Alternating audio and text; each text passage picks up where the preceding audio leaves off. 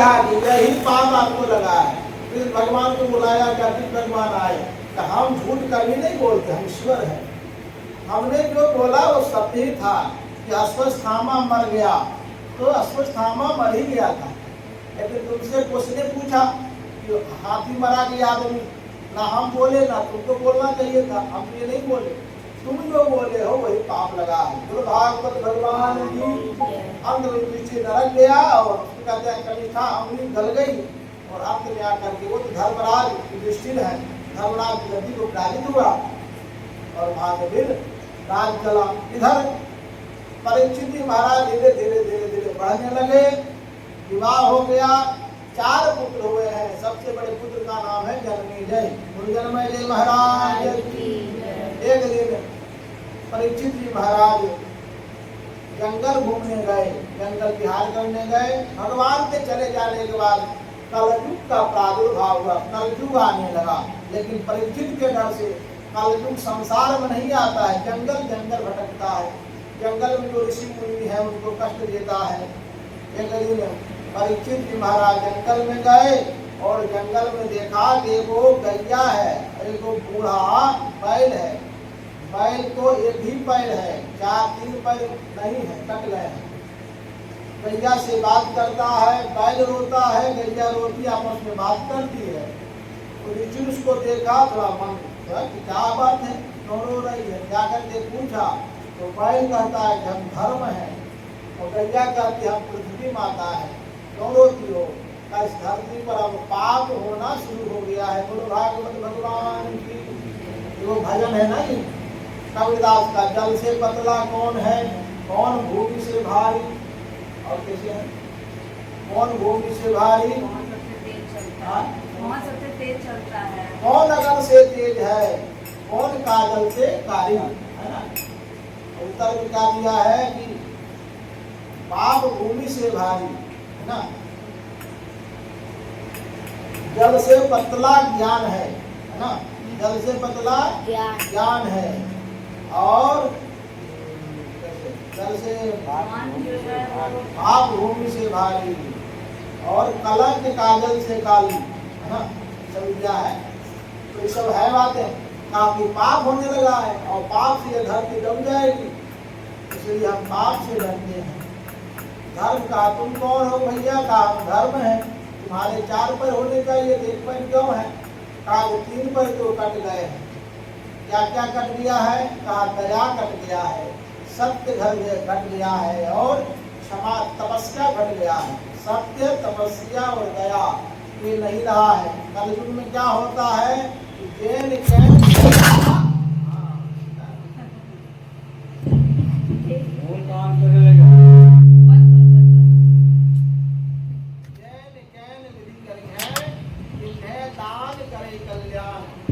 कलयुग में किसी भी प्रकार से दान करना चाहिए, यही कलयुग का नियम है।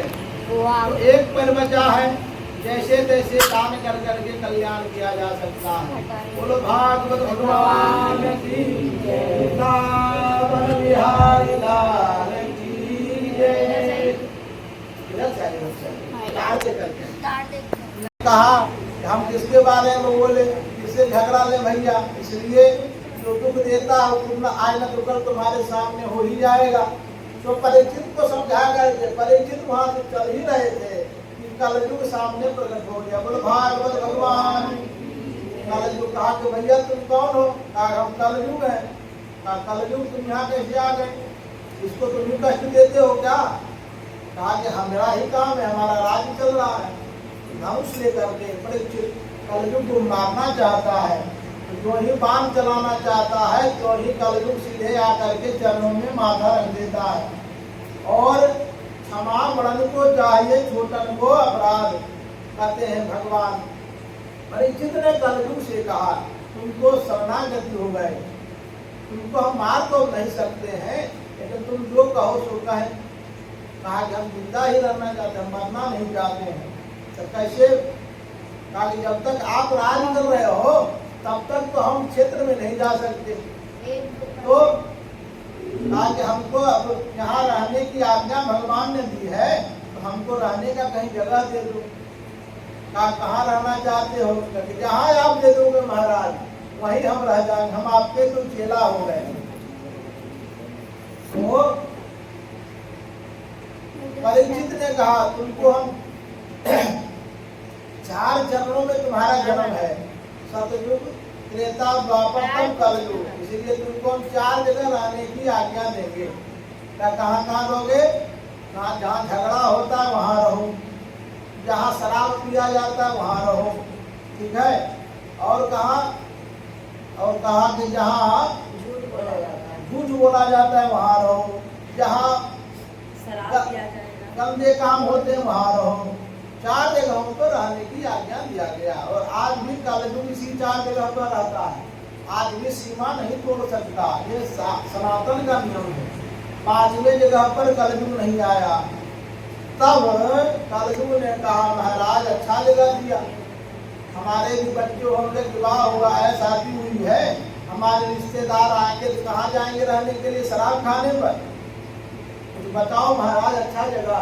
तो ना जाने क्या सुविधा परीक्षित को कहा कि जाकर के सोना में रहना। बोलो भागवत भगवान। और सोना का 2 अर्थ होता है। सोना का मतलब 2 अर्थ होता है। सोना का मतलब गोल्ड, सोना जो पहनते हम लोग, और दूसरा सोना का मतलब सो जाना। बोलो भागवत भगवान। जिसके यहाँ संपदा ज्यादा आती है इधर उधर से, उसके यहाँ कलयुग सोना बन करके गले में लटक जाता है। और जिसके यहाँ संपदा नहीं आती है उसके यहाँ बच्चे सो करके कलयुग को ले जाते हैं। बोलो भागवत भगवान।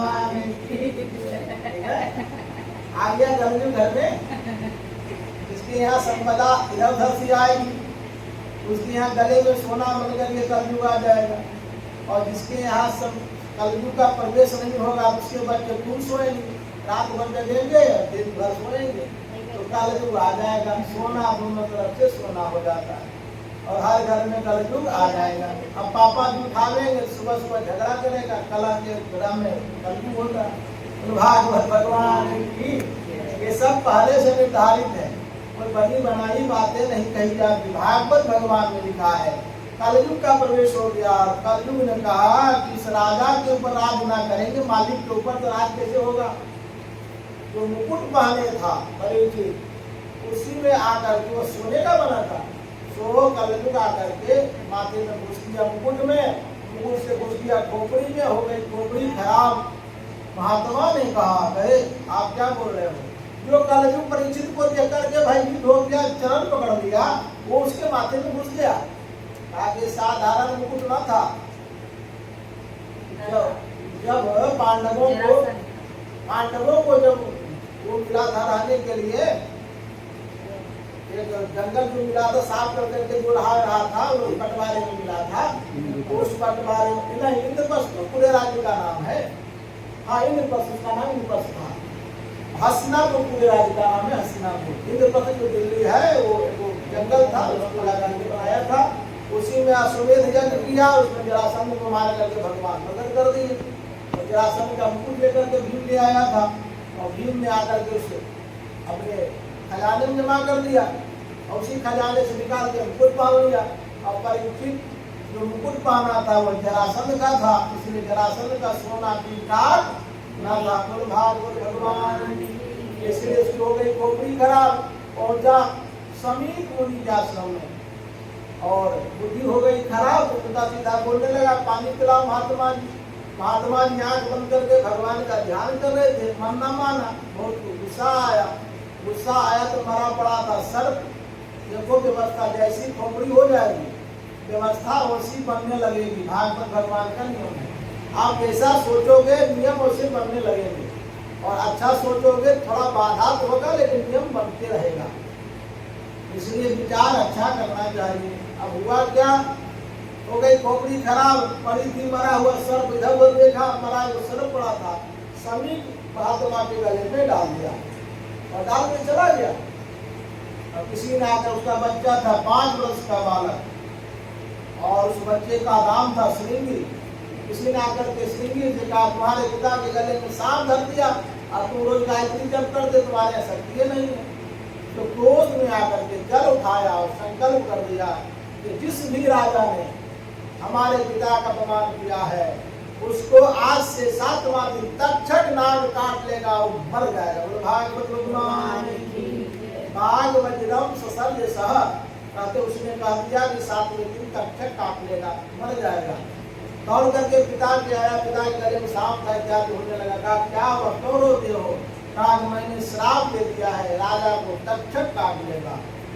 समीक ने आंखें बंद कर दी। कौन राजा आया था? कहा अरे परीक्षित आया था। तो डाका धनकर ऐसा नहीं करते, गलती हो गई तुमसे, रोने लगा। अंत में जाकर के उसको खबर पहुंचाया कि परीक्षित तुमको गुरु जी का चेला ने श्राप दे दिया कि तुम 7 दिन में मर जाओगे, सांप काट लेगा। परीक्षित भी कहते भागवत में बड़ा लिखा है, खुशी हो गया जब 7 दिन बुखार लग जाए, हम जहर पी लें फिर भी ना मरेंगे। हमको मरना है 7वें दिन, 7 दिन के पहले हम मर नहीं सकते। अभी हम कुछ भी कर लें तो हम क्या करें? हमको करना क्या चाहिए? वही काम आया कि जितना जल्दी हो जाए सत्य कर्म कर लो। बोलो भागवत भगवान की। कहा सत्कर्म क्या होता है? यह प्रश्नों का उत्तर कोई दे न सका। अंत में कहा कि हमको यमुना जी के तट पर चला जाना चाहिए। चला गया। कहते उसका नाम सुकताल है, मुजफ्फरनगर है जिला। मुजफ्फरनगर कानपुर से आगे जाएंगे मुजफ्फरनगर।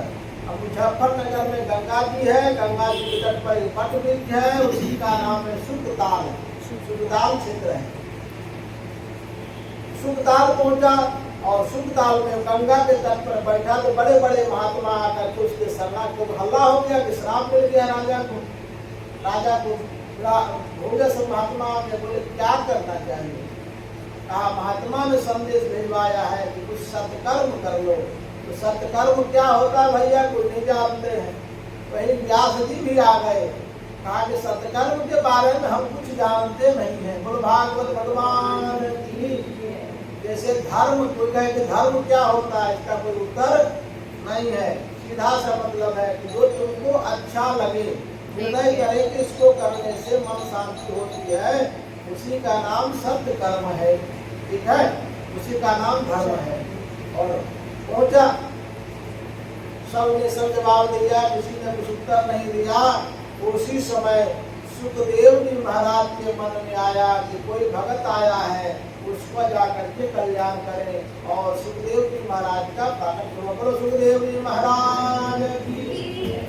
सुखदेव जी महाराज का स्वरूप का वर्णन बड़ा सुंदर है कि नीले जैसे भगवान कृष्ण का स्वरूप है, उसी तरह सुखदेव भगवान का स्वरूप है।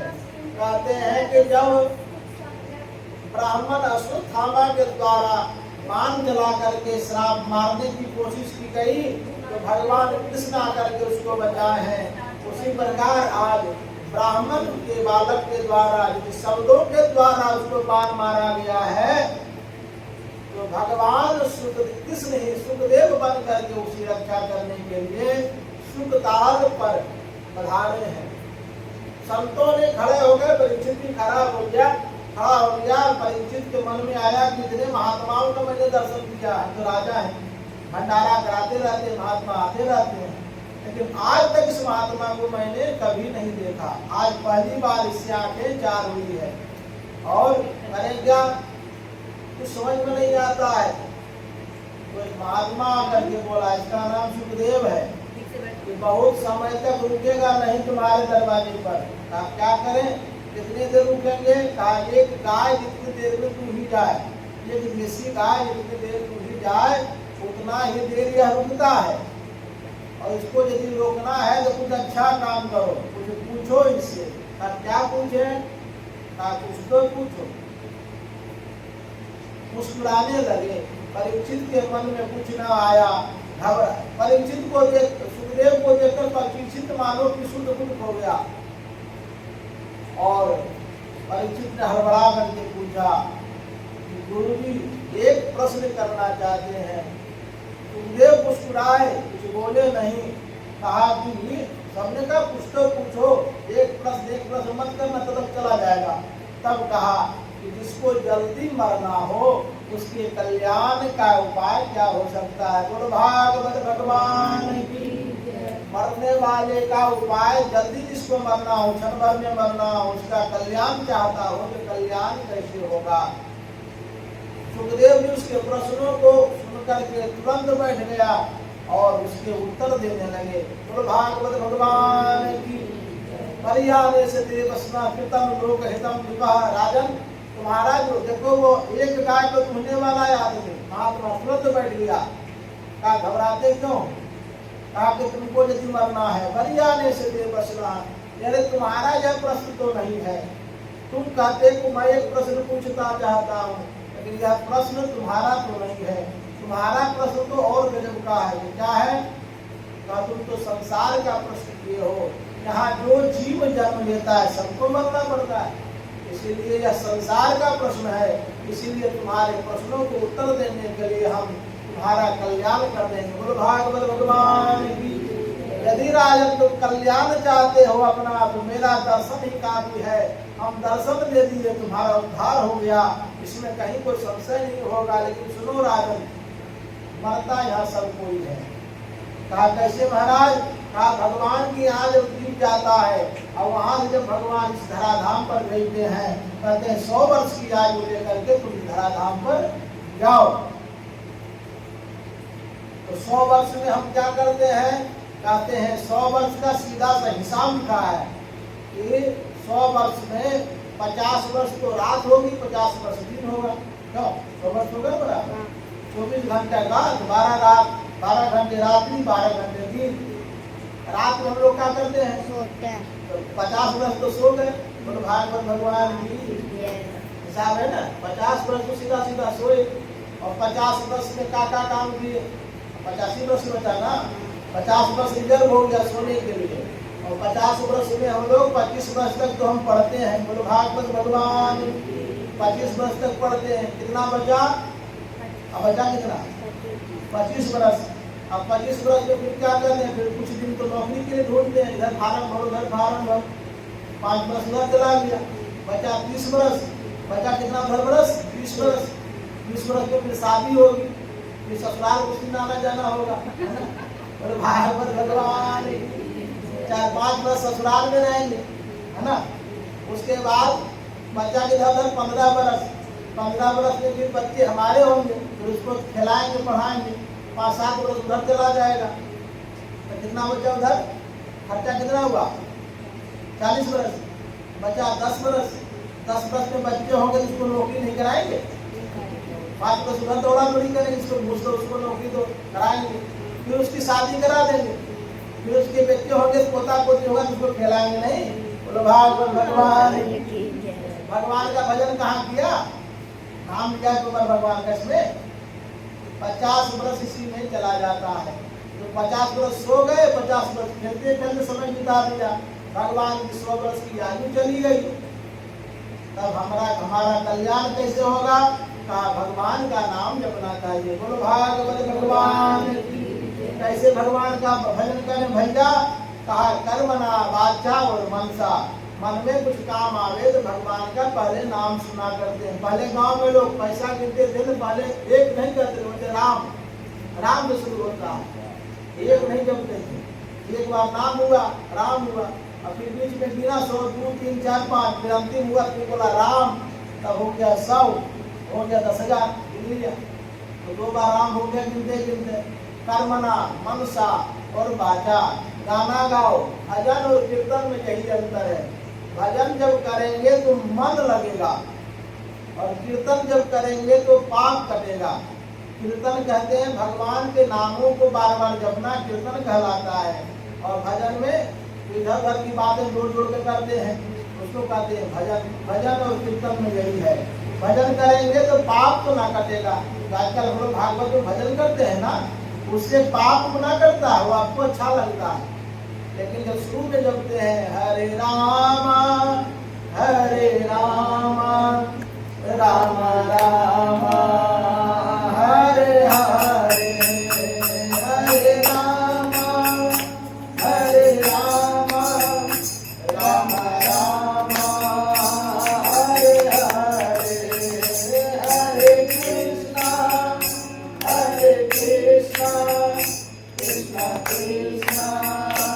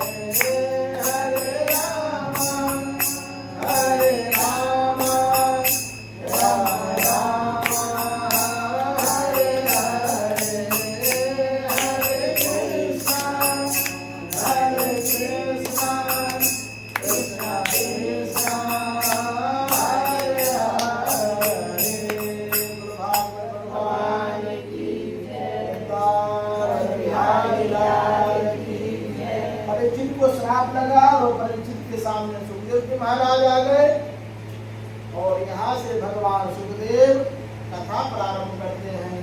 परीक्षित के अनेक प्रश्न हैं, उनके उत्तरों को उत्तर देते हैं और यहाँ से भागवत की कथा प्रारंभ होती है। कल की कथा यहाँ से हम लोग आगे सुनेंगे, यही समय रहेगा और भगवान का नाम संकीर्तन करते हुए हम लोग सब आरती करेंगे, प्रसाद पाएंगे। हाँ।